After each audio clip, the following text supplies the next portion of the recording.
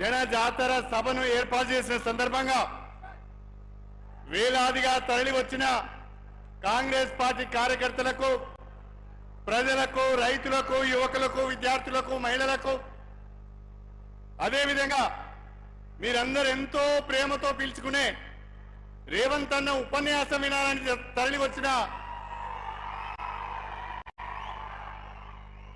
వేదిక పైన ఉన్న గౌరవ మంత్రివర్యులకు, గౌరవ శాసనసభ్యులకు, కాంగ్రెస్ పార్టీ నాయకులకు, మీడియా మిత్రులకు అందరికీ పేరు పేరున నా హృదయపూర్వకమైన నమస్కారాలు తెలియజేసుకుంటున్నా. మన ప్రియతమ ముఖ్యమంత్రి రేవంత్ రెడ్డి గారు యువతకు స్ఫూర్తి. ఈనాటి దేశ రాజకీయాలలో దేశానికి ఒక దిక్సూచిగా వివిధ రాష్ట్రాలలో ఎన్నికల ప్రచారంలో పాల్గొంటూ మన తెలంగాణ గౌరవాన్ని చాటి చెప్తున్న ముఖ్యమంత్రి గారికి హృదయపూర్వకమైన అభినందనలు తెలియజేస్తున్నా, స్వాగతాన్ని తెలియజేస్తున్నా. వరంగల్ జిల్లాకు ఒక ప్రత్యేకత ఉన్నది. ఇది కాకతీయుల సామ్రాజ్యం. వరంగల్కు ఒక పెద్ద వారసత్వ సంపద ఉన్నది, ఒక గొప్ప హెరిటేజ్ ఉన్నది. కానీ మా దురదృష్టం, ఈ వరంగల్ జిల్లా ప్రజలెవరు కోరుకోకుండానే 6 ముక్కలైపోయింది. ప్రజలెవరు కోరుకోకుండానే 6 ముక్కలైపోయింది. ఆ 6 ముక్కలయ్యే విధానాన్ని నేను వ్యతిరేకించినందుకు ఆ తర్వాత నన్ను పక్క కూడా పెట్టడం జరిగింది. చివరికి వరంగల్ పట్టణాన్ని కూడా 2 ముక్కలు చేసి ఒక ముక్కను హన్మకొండలో, ఇంకొక ముక్కను వరంగల్ జిల్లాలో పెట్టడం జరిగింది. ఇది సరి అయింది కాదు అని అనేక సందర్భాలలో నేను ప్రభుత్వంలో ఉన్నప్పుడు లేనప్పుడు పెద్దల దృష్టికి తీసుకొచ్చినా పట్టించుకోలేదు. నేను మీకు విజ్ఞప్తి చేసేది ఒకటే,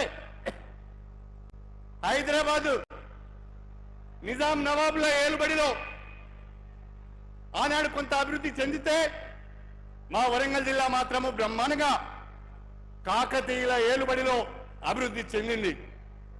ఇవాళ గొప్పగా చెప్పుకునే పాకాల, రామప్ప, లక్నవరం, గణపురం చెరువులు కానీ, మా ధర్మసాగర్ చెరువు కానీ, అదేవిధంగా 1000 స్తంభాల గుడి కానీ, ఫోర్ట్ వరంగల్ కానీ, అనేక కళా సంపద ఈ వరంగల్లో ఉన్నది. ఒక మాటలో చెప్పాలంటే వ్యవసాయానికి పెట్టింది పేరు వరంగల్. వ్యవసాయానికి రైతులు కూడా బ్రహ్మాండమైన పంటలు పండించే జిల్లా మా వరంగల్ జిల్లా. తెలంగాణలో 2వ అతిపెద్ద పట్టణమైన వరంగల్ సరి అయిన అభివృద్ధికి నోచుకోలేదు. హైదరాబాద్ తర్వాత వేగంగా అభివృద్ధి చెందవలసిన వరంగల్ మహానగరము అభివృద్ధి చెందలేదు. నాకు పరిపూర్ణమైన విశ్వాసం ఉన్నది.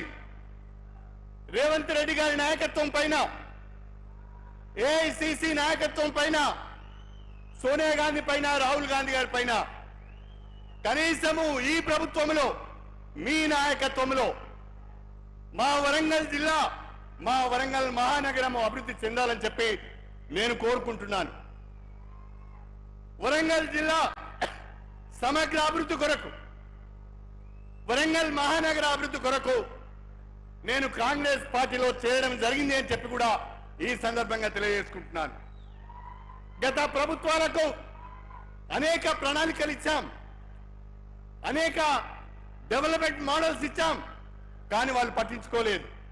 దయచేసి రేవంత్ రెడ్డి గారికి, మన ముఖ్యమంత్రి గారికి విజ్ఞప్తి చేస్తున్నా, వరంగల్లో అన్ని వనరులు ఉన్నాయి. దీన్ని బ్రహ్మాండంగా ఒక ఇండస్ట్రియల్ హబ్గా, ఒక ఎడ్యుకేషన్ హబ్గా, ఒక ఐటీ హబ్గా దీన్ని అభివృద్ధి చేసుకునే అవకాశం ఉన్నది. రేవంత్ రెడ్డి గారికి మా జిల్లా ప్రజలందరి పక్షాన చేతులెత్తి నమస్కారం చేస్తున్నా. మీరు మా జిల్లా పైన ప్రత్యేక దృష్టి పెట్టాలి. మీరు మా జిల్లా పైన ప్రత్యేక దృష్టి పెట్టాలి. ఈ జిల్లాను అభివృద్ధి చేయాలి. మేమందరం కాంగ్రెస్ పార్టీ వెంట ఉంటాం, మేమందరం రేవంత్ రెడ్డి వెనుక ఉంటాం. ఈ జిల్లాను అభివృద్ధి చేసే బాధ్యత మీరు తీసుకోవాలని నేను కోరుతున్నా. ఇవాళ భారతదేశ ప్రజాస్వామ్యం ప్రమాదంలో ఉన్నది. మన రాజ్యాంగాన్ని మారుస్తా అంటున్నారు, లౌకికవాదాన్ని తీసివేస్తామంటున్నారు, రిజర్వేషన్లను ఎత్తివేస్తామంటున్నారు, బడుగు బలహీన వర్గాల జీవితాలకు భరోసా లేకుండా చేద్దామని అనుకుంటున్నారు. ఇవాళ భారతదేశంలో బీజేపీ ప్రభుత్వంలో దళితులకు రక్షణ లేదు, ముస్లింలకు రక్షణ లేదు, క్రిస్టియన్స్ కు రక్షణ లేదు, మహిళలకు రక్షణ లేదు, బీసీలకు రక్షణ లేదు. పేద బడుగు బలహీన వర్గాలంటే భారతీయ జనతా పార్టీకి నచ్చదు. పేద బడుగు బలహీన వర్గాలు కూడా ఆత్మవిశ్వాసంతో తలెత్తుకొని జీవించాలి అంటే, వాళ్ళ భవిష్యత్తుకు భరోసా ఉండాలి అంటే అది ఒక కాంగ్రెస్ పార్టీతోనే సాధ్యమవుతుందని చెప్పి కూడా నేను మీ అందరికీ సవినయంగా తెలియజేసుకుంటున్నాను. అందుకే మీ అందరినీ కోరుతున్నా, మే 13వ తారీఖున జరిగే ఎన్నికల్లో వరంగల్ ఒక సభ నుండి కాంగ్రెస్ పార్టీ అభ్యర్థిగా పోటీ చేస్తున్న డాక్టర్ కడియం కావ్య గారి చేతి గుర్తుకు ఓటేసి అపూర్వమైన రీతిలో మెజారిటీ ఇచ్చి ఈ జిల్లా అభివృద్ధికి తోడ్పడాలని కాంగ్రెస్ పార్టీ కార్యకర్తలు